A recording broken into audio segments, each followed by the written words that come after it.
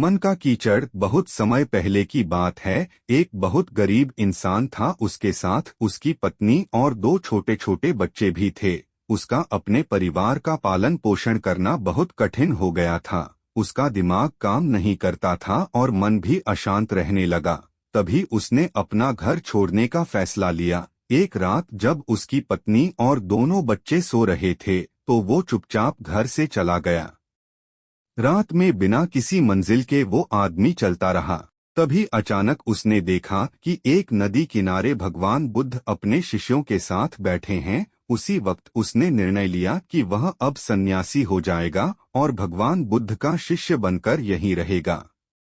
उसके बाद वह भगवान बुद्ध के चरणों में जाकर गिर गया और उनसे विनती करने लगा कि वो उसे अपना शिष्य बनाकर अपने साथ ही रख लें। भगवान बुद्ध ने उस गरीब इंसान की बात सुनकर उसे अपना शिष्य बनाकर अपने साथ रख लिया।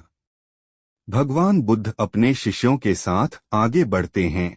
रास्ते में चलते चलते थक गए थे। सब रुककर एक पेड़ के नीचे विश्राम करने लगते हैं। तभी भगवान बुद्ध को गर्मी के मारे बहुत तेज प्यास लगने लगी। उन्होंने अपने नए शिष्य से कहा, यहाँ पास में ही एक सरोवर है, तुम जाकर वहाँ से पानी ले आओ। भगवान बुद्ध का आदेश मानकर वह सरोवर से पानी लेने चला गया। जब वह सरोवर के पास पहुंचा तो उसने देखा कि कुछ जंगली जानवर सरोवर में उधम मचा रहे हैं। जैसे ही वह सरोवर के और पास गया, सारे जानवर वहां से भाग जाते हैं। लेकिन सरोवर में कीचड़, सड़े गले पत्ते ऊपर तैर रहे थे, जिसके कारण उसका मन नहीं मान रहा था। उसने सोचा, इतना गंदा पानी भगवान बुद्ध पिएंगे कैसे? फिर वह बिना पानी लिए वापस लौटता है और आकर बुद्ध से बोलता है, भगवान, उस सरोवर में तो बहुत ज्यादा गंदा पानी है, वो पीने लायक नहीं है।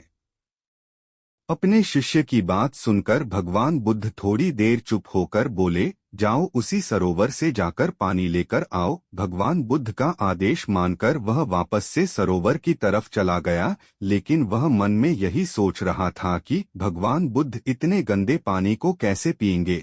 जैसे ही वह सरोवर के पास गया, वह ये देखकर चौंक गया कि सरोवर का पानी एकदम निर्मल और स्वच्छ हो गया है और अपने स्वभाव में बह रहा है।